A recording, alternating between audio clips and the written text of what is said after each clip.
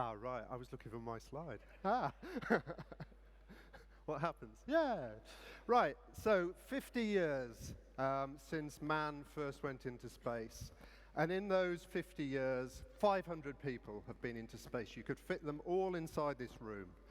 And as much as a lot of things have been achieved, I think that just shows you the measure of how much further we've got to go.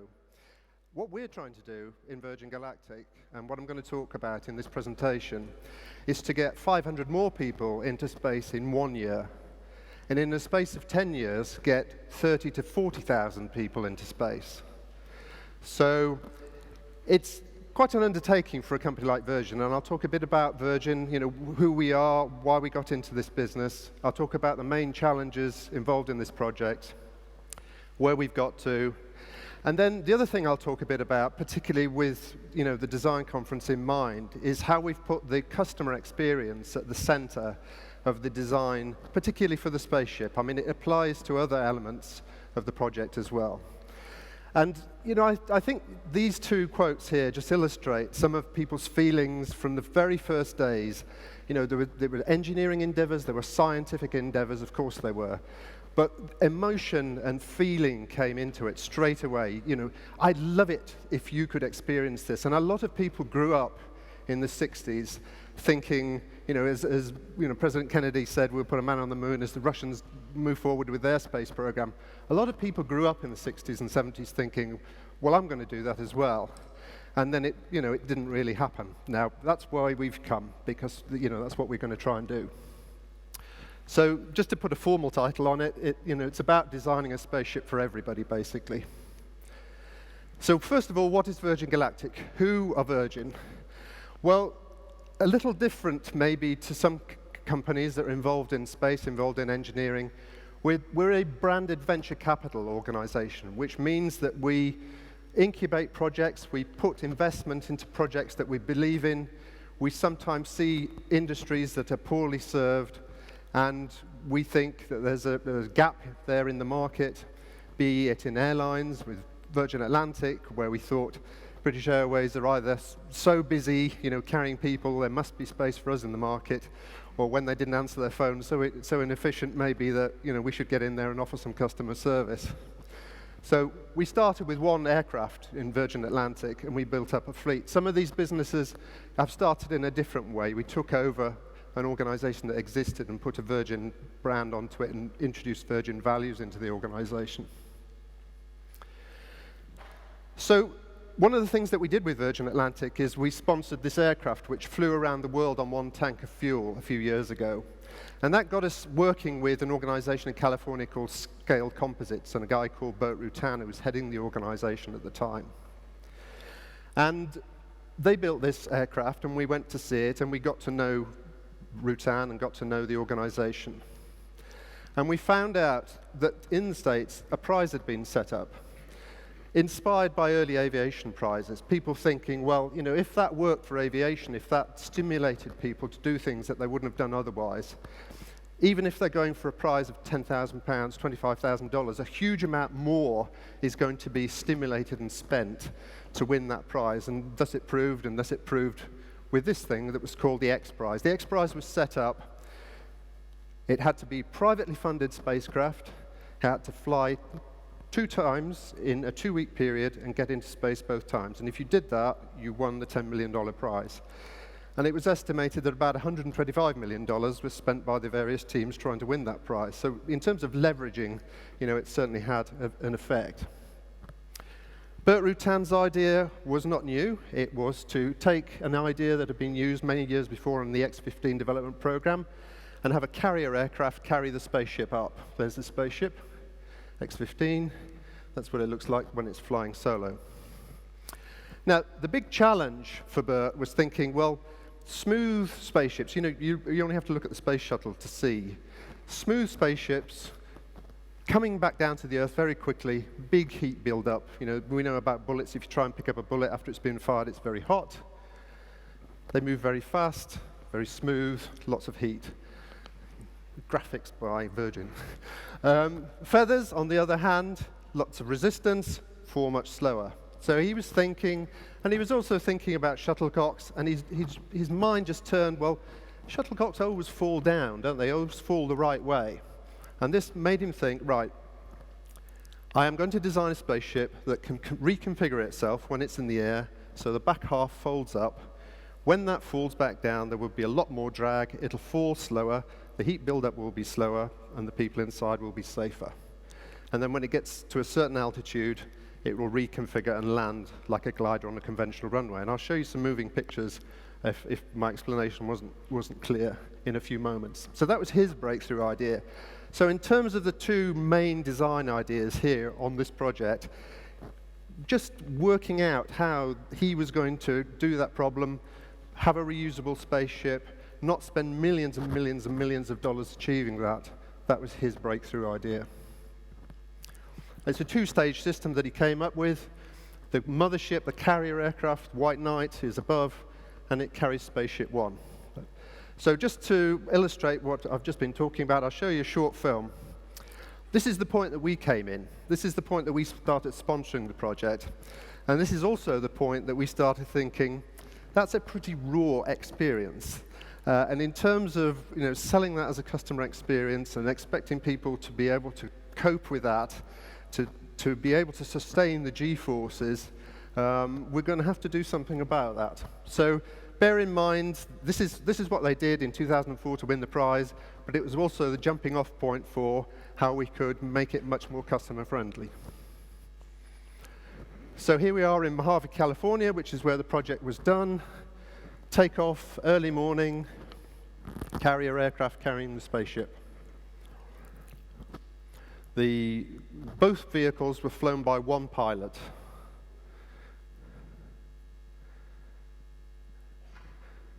This is the release point, so this is the spaceship being released. It has a rocket motor inside it, which is fired, and it burns for about 40 seconds.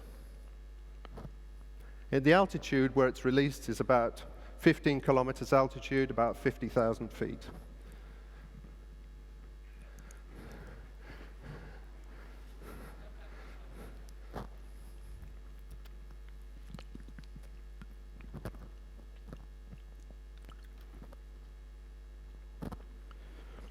So the rocket motor's off. This is where the feathering takes place, this folding action. This is where the weightlessness happens. He lets go of the camera at one point and it just stays there. He didn't do it for this shot. And this is certainly one of the places in the mission where you can see the opportunity for enjoyment. You can see the opportunity for excitement. And that was one of the points that really got us excited about this project.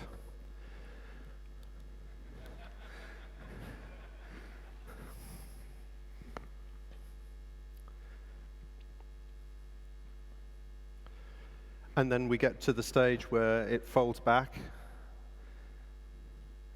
sustaining quite a large number of Gs at this point, moving a lot faster than it looks, but a lot slower than it would otherwise.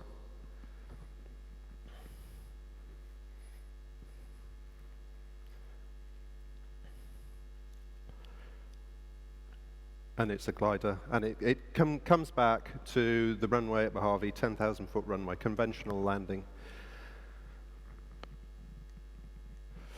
Okay, so as I say, we seized the opportunity. We got involved in it at that point, and that was the point where we put together our sort of first business plan to think about whether the amount of money that we'd have to put into this could ever work. And we set ourselves up, announced that we were doing this, safe, commercially viable. Access to space is what we're about, for people, for payload, for science, if that was possible, but certainly starting with suborbital tourism. That's the starting point. Now, because I want to get to how we've thought about the launch system, I'm going to go through the main challenges fairly quickly. I'm happy to talk about them in the question session at the end. Two things, really, I would say about it. One is that the X Prize was to fly twice in a 2-week period, and that's it. And the spaceship is hanging on the roof of the Smithsonian. Our project was about producing something that could fly on a regular basis and we could make a commercial return out of. So that really did point us in some quite different directions as far as the drivers for the design, for the thinking about the customer experience. And the other thing, it was not like John Kennedy saying, we're going to put a man on the moon. It was Richard saying, I'm going to be on the first flight. So that certainly, you know, in terms of us being on the -1 flight probably, or the -2 flight, just to make sure it's okay, that certainly made it very clear that this is not a theoretical exercise. This is going to happen to us, this group of people, and you have got to be sure that it's as safe as possible and as enjoyable as possible, you know, those other dimensions as well. Otherwise, you know, there's going to be a problem. Now, we surveyed our customers at that point, and they told us the things that they were mainly interested in, and we sort of knew what they were going to be. We didn't really know the order at that stage. Number one, they wanted to see the planet. Number two, they wanted the weightless experience. Number three, they wanted to see the opportunity of the black sky. And number four, the ride. You know, it was going to be a thrill. From our point of view, that was one of the ones where we're thinking, well, are people going to be able to cope with it? So we scaled up the design of the spaceship. It's designed to carry 6 passengers. This was the point, really, where we thought about how much we would need to charge, how much we'd need to invest in the project, but also how much we'd need to charge to make a return. And we pitched the price quite quickly. It was quite a rough calculation at $200,000 per flight. Now, what that enabled us to do quite quickly was start fielding calls, fielding the interest of people saying, at last, somebody's going to do this, I want to go to space. And we started signing people up and taking deposits. And we've now got to the stage where 450 people have signed up at deposit levels which vary, but the total, it comes to about $57 million at the moment, which is in an account. We haven't used that to fund the project. It also identified to us very early on that customer retention would need to be something that we'd have to think quite carefully about, partly because we wanted people to stay invested, you know, interested in the project and see it develop, but also because we didn't want Virgin to be worried about people signing up and then dropping out again, because that would not give them the strong feeling that they would need to carry on investing in the project. And as I said, the ride was the other thing that we really thought about, and we programmed a centrifuge at that point and used Richard as the guinea pig, as you can see, but also invited our first 100 people who'd made a reservation to go on the centrifuge. It was programmed to the G profile of the spaceship, and it proved really that 95% of people could cope with that quite admirably, and that was a lot higher a percentage than we thought. We realized that we weren't going to be able to fund this, so we found an equity partner. Arbar Investments signed up for $280 million in 2009. We also talked to various states in the United States. This is a project that's being developed in Mojave. It's a project that's going to operate to start with in New Mexico. And New Mexico seemed the best option for us. It's high altitude, the spaceport site. It's 4,000 feet. They've got good weather a lot of the year. It's right next to White Sands Missile Range, which means it's got clear airspace to infinity, really.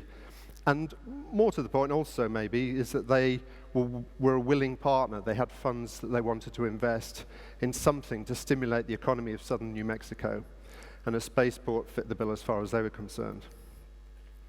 So they held a design competition. It was run by Fosters and Partners of London. They've designed it to support the spaceflight experience. It's nearly completed now. It's a gold LEED building, and it will be finished before the end of this year.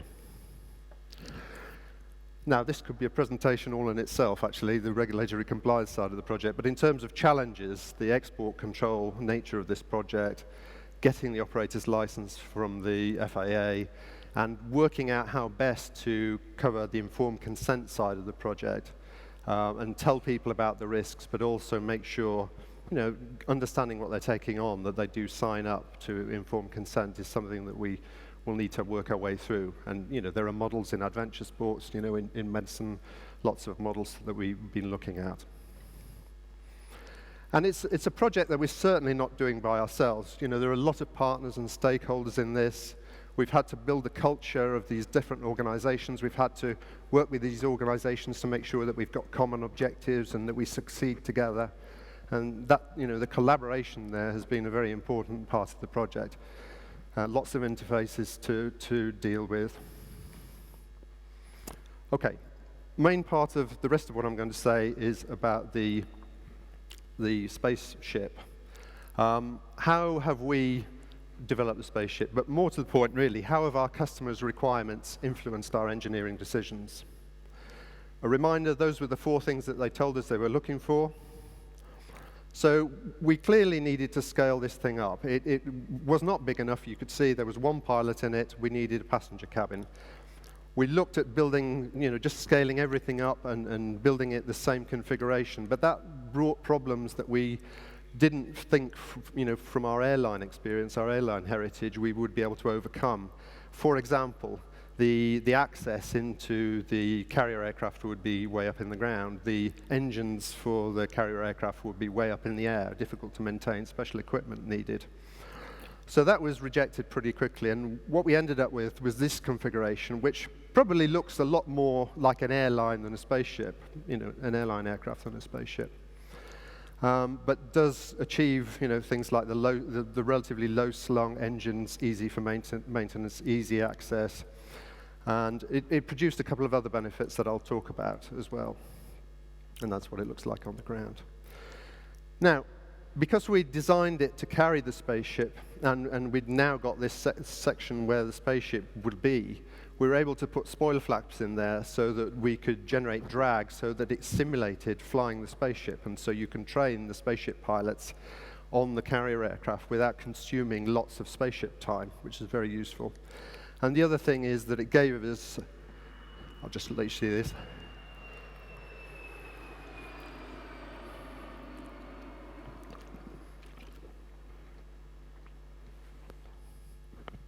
The other thing is it gave us an extra cabin, so we can think about maybe using that as part of the passenger training part of the project, part of the service. We had to do other things like change the wing position, because that certainly had a big effect on the stability, so you don't get that shaking that Brian was experiencing in the earlier film. Much bigger vehicle with this cabin, bigger diameter, a lot more space inside. And we're going to fit it out. We're doing this at the moment, and we're not ready to reveal what this looks like at the moment, but this is just some concept of the interior, a sort of 2-position seat, partly because the G forces on the way up and the way down are different and in different directions, and therefore to sit in a different position allows you to cope with that, but also so that there's space for people to float around in the cabin. And the windows, a lot more windows and better place for the crew and better place for the passengers as well. An early decision, again with the airline in mind, was to have it 2 pilots, not 1 pilot. And also really, if possible, to make it so that experienced airline pilots could fly it and not specialist test pilots like Brian Binney, because there are a lot more experienced airline pilots around than there are test pilots. We also had to think a lot more, and again, a whole other presentation on the sort of reliability, availability, maintainability side of things, and so there was a lot more thinking there went into the design of Spaceship 2 than there was in the original Spaceship. This is some testing that we did before we dropped the spaceship. It was flying over the new spaceport in New Mexico. And I'm going to finish by talking about what the future holds for the organization. Suborbital tourism has got to work for us. That's the launching point for everything else, quite literally.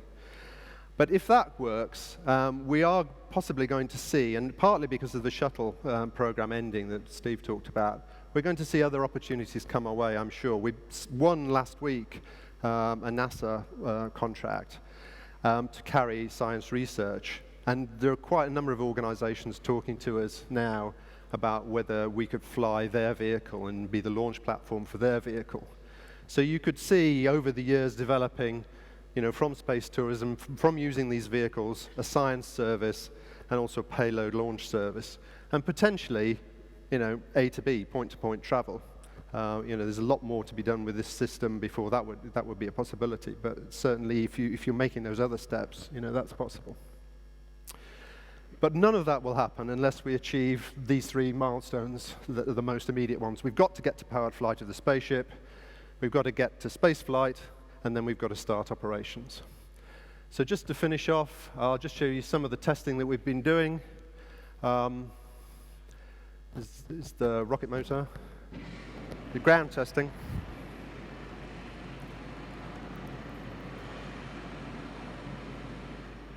So obviously you'd want to be sitting in front of that, not behind it. And I'm just going to finish off by showing you, I think, certainly encapsulates all the sort of attributes of an engineer. A film that just from quite recently, when we did the first feather test on the spaceship. So we know this works on Spaceship 1, but it only did it a relatively small amount of time. So it's had to be scaled up. We've used some new components for reliability reasons. Does it work? We're going to drop our spaceship. We're going to drop our $25 million asset. What's going to happen? So this is what happened.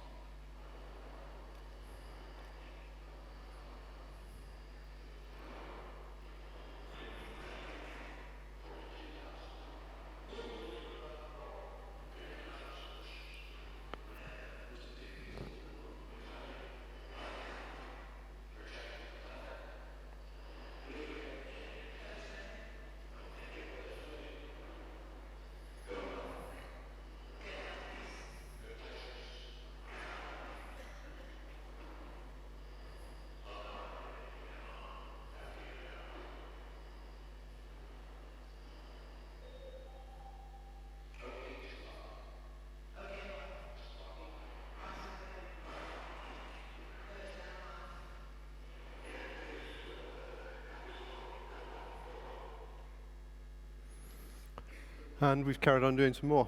So I got the yellow card. I've actually finished. So that's it. Thanks very much. I mean, we're confident of success in the program. We've got quite a few things still to do on it. Look for powered flight next year, and if that goes well, then we should really be moving towards commercial service. Thank you very much for your attention. Happy to answer any questions.